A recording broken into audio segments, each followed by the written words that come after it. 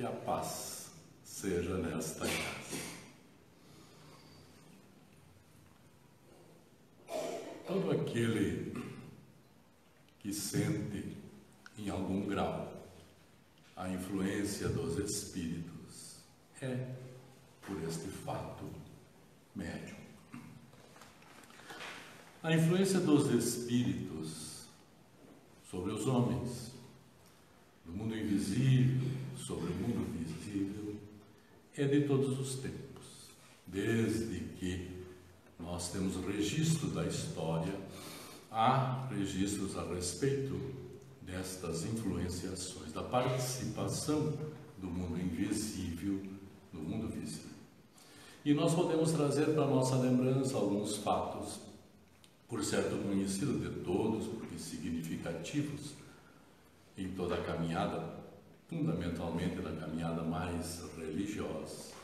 E lembramos então de Abraão, que podemos considerar a primeira manifestação de Deus diretamente aos homens. E como consideravam naqueles tempos, e muitos ainda consideram hoje, que Deus falava diretamente com as pessoas, com alguns, Abraão recebe a orientação para mudar-se da cidade de Ur para Canaã, que seria então a terra prometida. E ele obedece àquela voz que mandava seguir neste caminho. Se nós adiantarmos um pouco no tempo, nós vamos encontrar Moisés. Moisés apacentando o rebanho do seu sogro, Jetro. E veio um anjo que o chama dentro de uma sarça ardente que queimava, mas não se consumia. E ele então é chamado e ouve a voz do Senhor que falava com ele, mandando que fosse ao faraó tratar da libertação do povo de Israel. Ele acredita que não tem condições de fazê-lo, que não é ele a pessoa indicada, a voz de Deus, então falando com ele, dizia que sim, tinha sido ele que a tudo criara e sabia perfeitamente o que estava fazendo. Mais adiante nós vamos encontrar então Jesus. E nos evangelhos, o evangelho é pródigo destes acontecimentos. Mas algumas passagens que chamam a atenção de forma assim mais assintosa, como o episódio da transfiguração do Cristo, que por certo todos nós já ouvimos falar. Ele sobe a montanha com Pedro, João, Tiago e transfigura-se, ficando as suas formas brancas, mais claro, como a veste dele toda branca, e junto dele aparecem Elias e Moisés, e ele conversa com eles.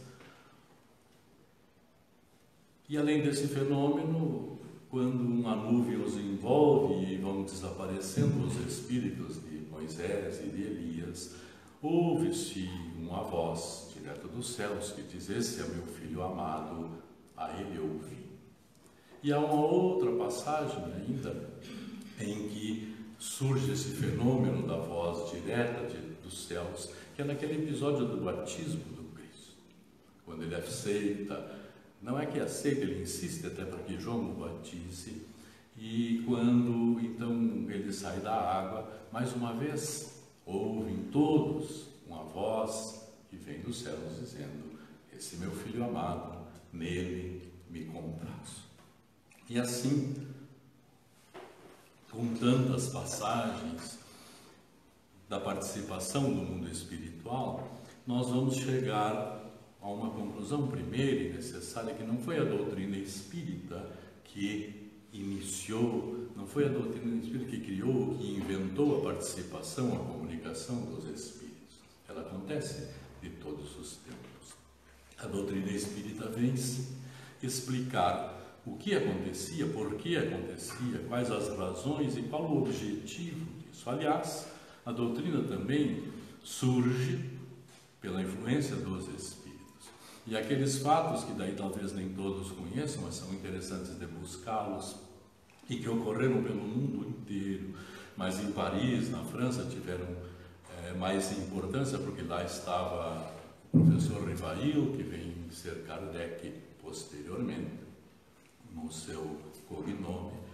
e que foi pesquisar aqueles fenômenos das mesas girantes que saltavam, que respondiam perguntas dando pancadas no chão, e ele vai observar um fenômeno do mundo espiritual sobre o mundo físico. Então ele toma a si o estudo daqueles acontecimentos, porque vê que ali estava a resposta que ele tanto buscava, que é as razões da nossa existência. E vai, a partir das mensagens recebidas, da seriedade, da elevação moral daquelas informações, concluir com certa facilidade que ali estava o mundo espiritual, os espíritos trabalhando, trazendo informações necessárias para o nosso progresso, para o nosso crescimento, para o entendimento da sequência da vida.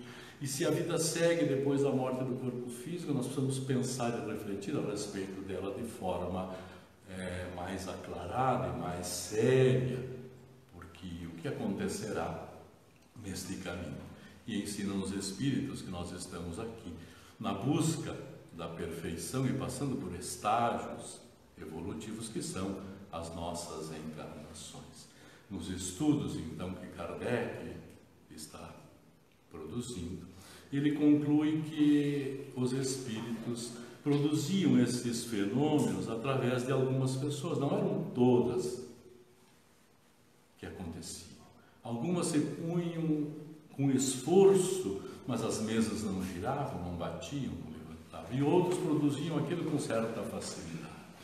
Então ele passa a tratar de chamar essas pessoas usando uma palavra já conhecida, existente, que é médium, que está no meio, que produz um fenômeno, alguém, através daquela pessoa, num terceiro, digamos assim. Então ele traz, e essa palavra acaba ficando quase como que propriedade da doutrina espírita, mas ele passa a chamar então as pessoas que têm essa capacidade, essa condição de médium. E o fenômeno de mediunidade.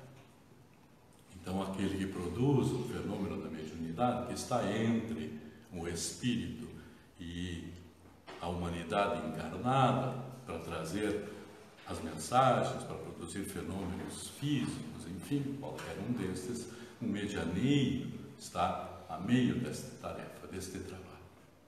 E nós, porque ainda nos dias de hoje muitos descreiam, não aceitam os ensinamentos da doutrina espírita, e o que a doutrina faz simplesmente é com que nós reflitamos a partir dos acontecimentos que estão aí, para que o nosso entendimento se agrande e que nós passemos a nos confortar e nos consolar sabendo que o Pai cuida de todos nós e que a vida não está para terminar no túmulo e nem iniciou apenas no berço.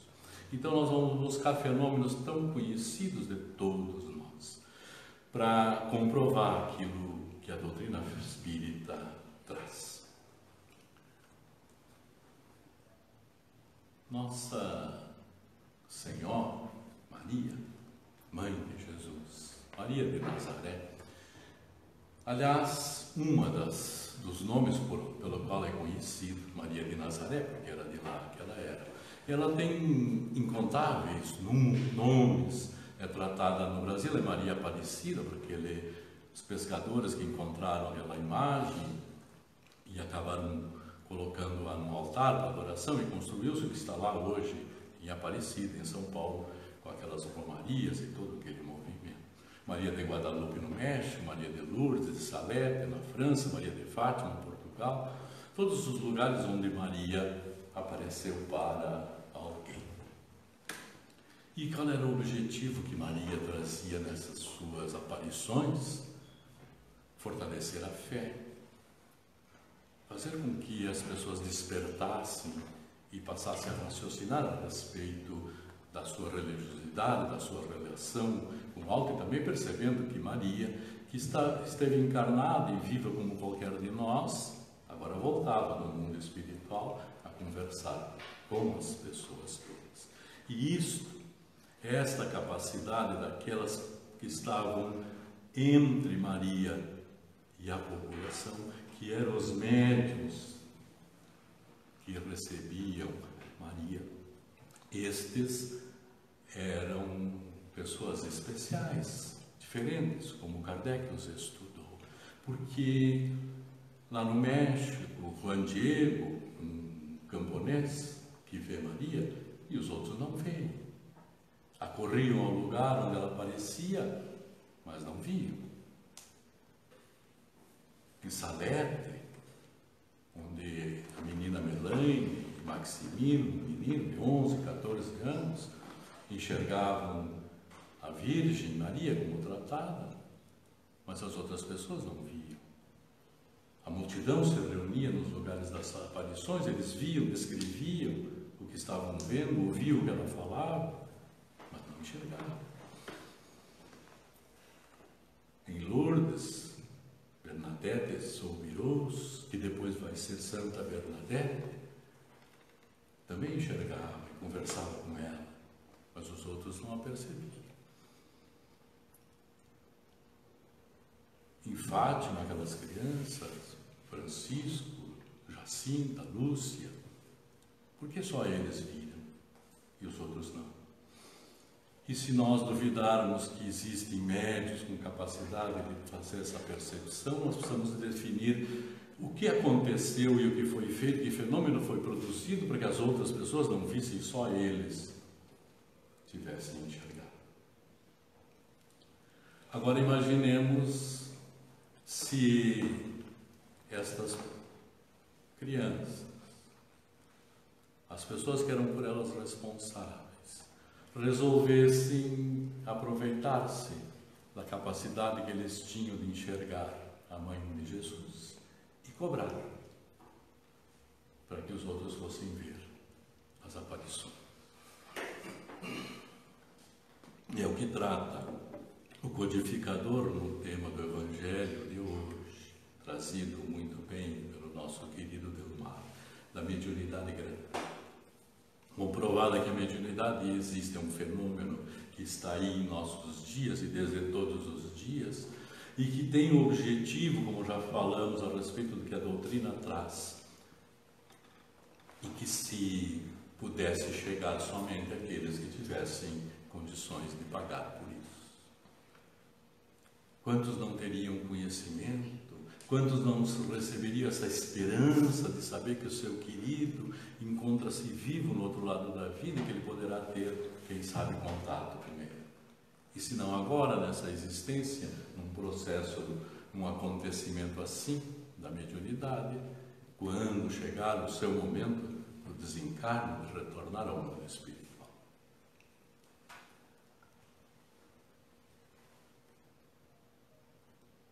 A reflexão a respeito destas questões é o que vai desenvolver em cada um de nós a fé raciocinada, que é aquilo que a doutrina espírita nos pede que tenhamos, que usemos a inteligência que o Pai nos deu, que permitiu que alcançássemos, para refletir sobre os acontecimentos da vida e não deixá-los passar de qualquer forma ou de qualquer maneira. Porque se nós trouxermos esses exemplos, acontecido com essa personagem tão conhecida, tão querida e que tem sido a esperança de tantos, que é Maria, que são fatos mediúnicos, e Maria é conhecida ainda por um outro nome, Nossa Senhora Medianeira. Por que chamam Maria de Medianeira? E se nós olharmos na literatura da Igreja Católica, que tem o seu culto, seus cuidados especiais com Maria, lá está escrito Medianeira, porque ela está entre as bênçãos dos céus e nós. Primeira bênção que Maria trouxe, Jesus. Então nós podemos considerar que Maria, nesse caso, era médium de Deus, que trouxe o Cristo. E quando Cristo retornou à pátria espiritual, as pessoas buscavam Maria para que ela intercedesse junto ao Cristo nos seus pedidos. Então Maria, medianeira, conforme descreve a doutrina espírita, medianeiro aquele que se encontra entre os espíritos e os homens. Maria era médium, não há como duvidar-se disso. E a doutrina espírita, repetindo, não criou esta condição, não criou esses comportamentos, esses fenômenos, essas ações. Ela vem explicar para nós o que acontece, por que acontece, qual o objetivo. E se o objetivo é grandioso, como fica comprovado, que os Espíritos dizem para Kardec, está lá no final da questão 919 do Livro dos Espíritos, que primeiro chamaram a atenção um fenômeno que poderia ferir os sentidos, as mesas girantes, os barulhos, e depois ditamos mensagem que todos vós estão responsáveis por espalhar as mensagens do crescimento moral, da evolução, das razões por que nós estamos aqui, do porquê sofremos, de onde viemos, para onde vamos. E para onde vamos, eles dizem no final dessa resposta, que é o grande objetivo de haver editado o Livro dos Espíritos, para que o futuro não tenha sombra de dúvidas para ninguém de nós. Então, quem tem este dom, embora no texto do Evangelho, o codificador diz que não é um dom, que não é um talento a mediunidade. Por isso não pode ser profissão de ninguém. Ninguém deve usá-la para ganhar dinheiro. Mas quem tem então esta capacidade de intermediar, que recebe as informações vindas dos Espíritos, transmite aos homens, não faz isto com algo que a ele pertence. O codificador da doutrina espírita, Allan Kardec, diz: Livro dos Espíritos, porque esta doutrina é dos Espíritos. Ele trabalhou para codificar aquilo que veio dos Espíritos através de médiuns para nós, porque ele, médium, não era nesta condição. A frase com que iniciamos a nossa fala é dele: todo aquele que sente em algum grau a influência dos Espíritos é, por este fato, médium. Qual o grau que nós sentimos a influência dos Espíritos? E nós já pensamos alguma vez o quanto cada um de nós deseja ser médium? Porque quando nós levamos uma prece a Deus, ao Cristo, ao nosso anjo da guarda, enfim, rogamos que Ele nos traga uma bênção, o que nós estamos querendo ser? Médiuns. Porque nós estamos pedindo que o Espírito nos conceda algo. E mesmo que nós mantenhamos em segredo, mas nós agimos com as outras pessoas e a nossa mudança, se eu melhoro na saúde física, os outros percebem. Se eu melhoro no comportamento por uma bênção dos Espíritos, todo mundo percebe. Então eu estou transmitindo, estou mediando. E se eu tenho uma visão dos Espíritos e não falo para ninguém, não quer dizer que eu não seja médium. Mas há uma mediunidade quando nós falamos então de Maria. E vamos falar de um fato também conhecido de todos nós, e que para a doutrina espírita não tem toda a significação que ele toma, porque os cultos exteriores, os rituais, a doutrina não os tem. Defende tudo aquilo que seja do coração. Mas nós tivemos agora, neste domingo anterior, um fato que para nós todos aqui do Brasil é importante: uma cidadã brasileira que foi canonizada, Irmã Dulce, santa. E nós sabemos o trabalho dela e por que ela chegou nesta condição, dedicada toda a sua vida às tarefas do bem.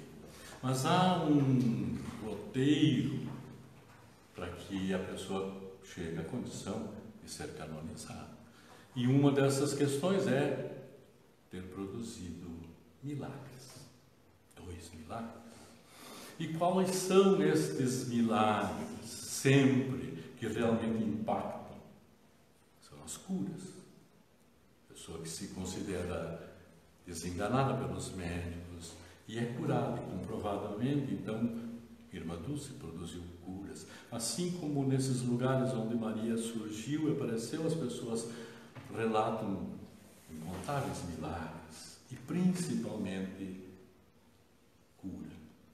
E isto que no texto do Evangelho o codificador vai salientar que é mais importante os cuidados com a mediunidade gratuita para este que tem a condição de produzir cura. O doutor estuda, se sacrifica muitas vezes. Quem de nós consultar um médico aqui em Ijuí, de Ijuí, daqui a uns anos vamos ter de Ijuí formados em Ijuí, mas eles foram fora, foram para longe da família, foram sacrificar-se muitas vezes e aprenderam aquilo que sabem, tem direito a cobrar e disso viver. Mas aquele que é médium está lá nos Evangelhos, quando Jesus deu poder aos seus discípulos para curar os enfermos, para levantar os mortos, para limpar os leprosos, e disse a eles: ide, curai os enfermos, limpai os leprosos, expulsai os demônios, levantai os mortos, de graça recebeste, de graça dai. Não existe hoje em profusão tão grande como antigamente existiam esses médiuns curadores.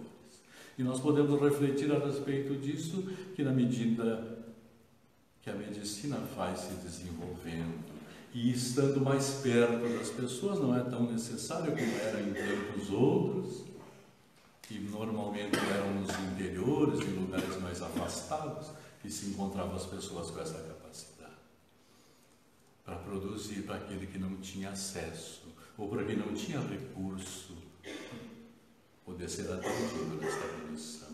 E Kardec fala disso daqueles tempos porque já se cobravam, alguns usavam daquilo que não é dele, do fluido que recebe dos Espíritos, como está lá, como Jesus disse, deu poder para que o faça. Ele recebe o fluido do Espírito e transmite. Nada é dele. Se ele precisa viver, como todos nós precisamos, que trabalhe na sua profissão e entregue o seu tempo livre para a atividade no bem, porque foi para isso que foi chamado. E como Deus nada faz de inútil, Ele não impõe nada a ninguém, com certeza absoluta a pessoa que veio com esta condição foi porque pediu muito e aceitou com alegria, porque lhe ajudaria a resgatar os equívocos tantos que todos temos de outros tempos. Há uma passagem das mais lindas do Evangelho, para minha avaliação, logicamente, e que mostra todos os aspectos que nós aqui estamos tratando, e que está lá nos Atos dos Apóstolos, no capítulo 3. Pedro e João vão à sinagoga, adentrando pela porta chamada Formosa, todos aqueles lugares tinham um nome, e ali está um homem coxo, e que esmolava naquela porta há muitos anos, conhecido de todos, não caminhava. E quando Pedro e João vão chegando, ele pede a eles uma esmola, e Pedro diz: olha para nós. E o homem, na expectativa de receber alguma coisa, olha. E Pedro diz a ele: não tenho ouro nem prata, mas o que eu tenho te dou. Em nome de Jesus, o Nazareno, levanta-te e anda. E toma o homem pela mão, o homem se ergue e sai caminhando. E fica junto a Pedro e João e entra na sinagoga e caminha, as pessoas todas conhecem, sabem quem ele é, viram a vida toda naquela condição. E agora o que aconteceu? E se admiram todos, e quando Pedro vê aquela admiração, olha para eles e diz assim: por que nos olhai, varões de Israel? Por acaso creem que foi por nossa santidade e virtude que fizemos andar a este homem? Não. E aí ele fala a respeito do tratamento que deram a Jesus, que embora Pilatos o tenha mandado libertar, eles o condenaram, trocaram por um criminoso. Mas ele, Jesus, o Nazareno, o qual vocês mandaram matar, pela fé nele, é que foi restituída a saúde plena a este homem. Então, não cobraram nenhum valor, como jamais cobraram.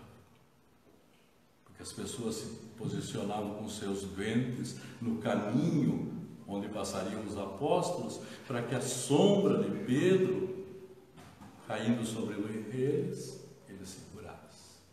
Mas eles não cobraram. E eram homens pobres. E eles não cobraram nenhum valor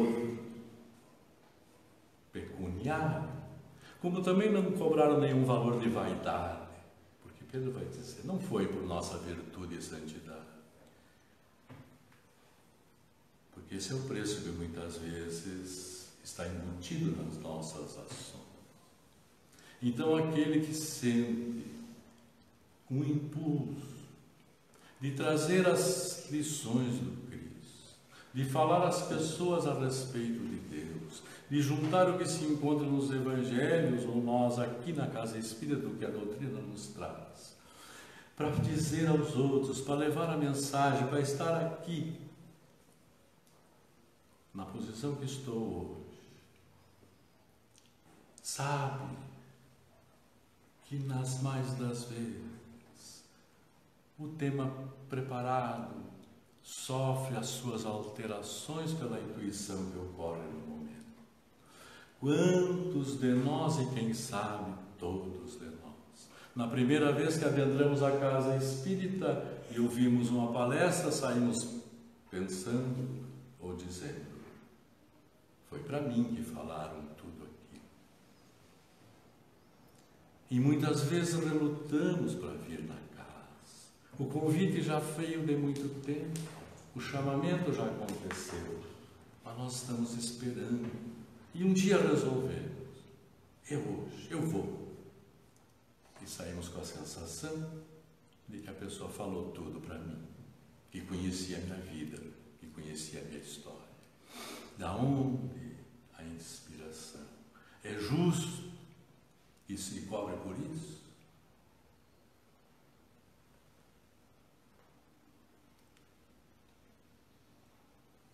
Quando nós podemos auxiliar alguém, servir a alguém, levar uma palavra de carinho, de conforto, que nem sempre é nossa, o façamos felizes pela oportunidade que o Pai generoso e justo, que o Cristo nos dá.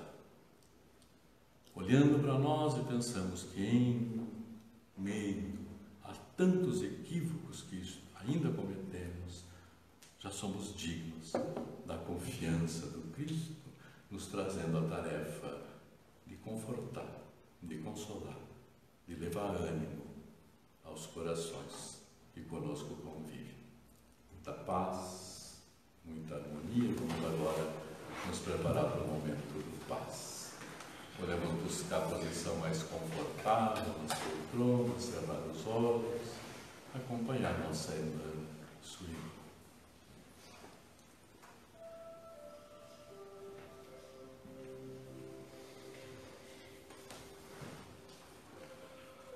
Esse momento de paz é o primeiro momento que é para nós, para o nosso refazimento. E para isso, nos colocamos mais confortáveis nas poltronas, fechando nossos olhos.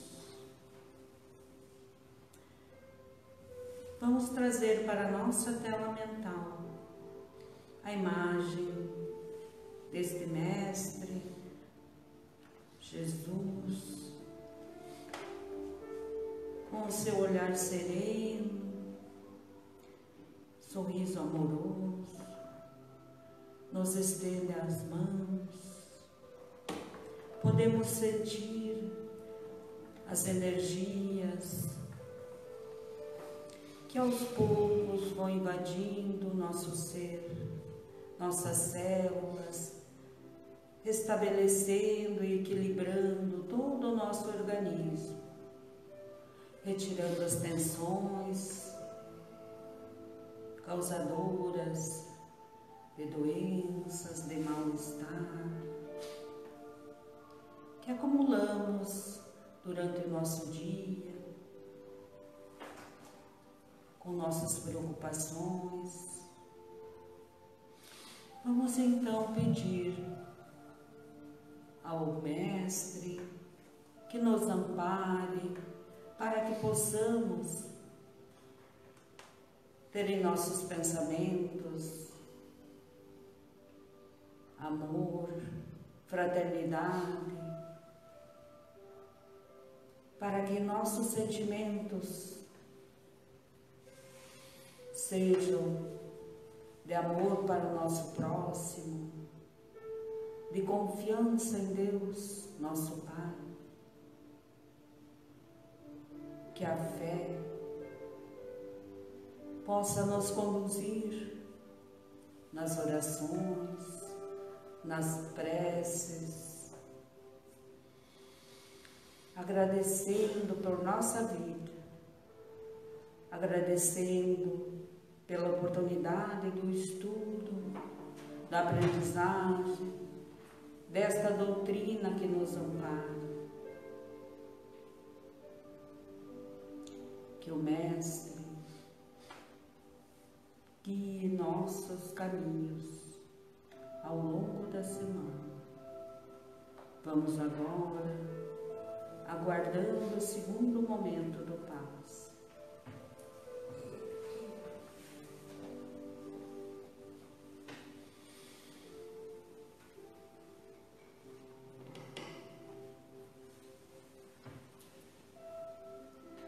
Continuemos envolvidos nesta harmonia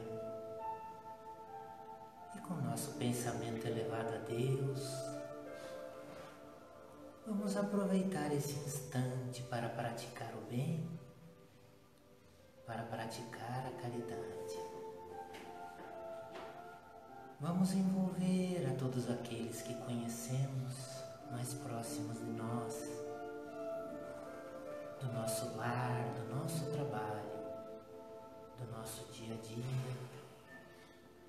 E vamos estender um pouco mais.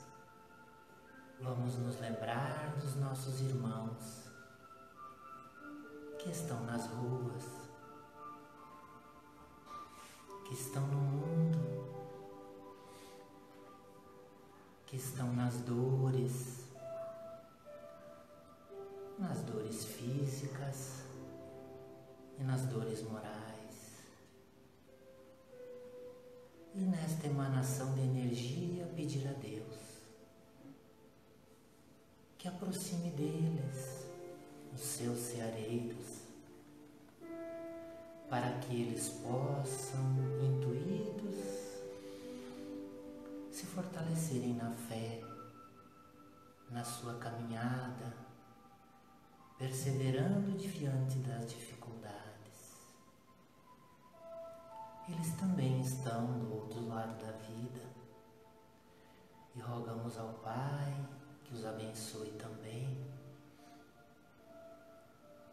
E nós, nesse movimento, nos aproximamos de Deus nessa sublime fraternidade que fazemos parte em toda a humanidade. Obrigado, Senhor, pela natureza, pela vida que é bela e consentida, por tudo que temos, pelo dia de hoje e pelo dia que virá. E que nós, retornando aos lares, possamos levar a paz que aqui conquistamos em nossos corações. Que assim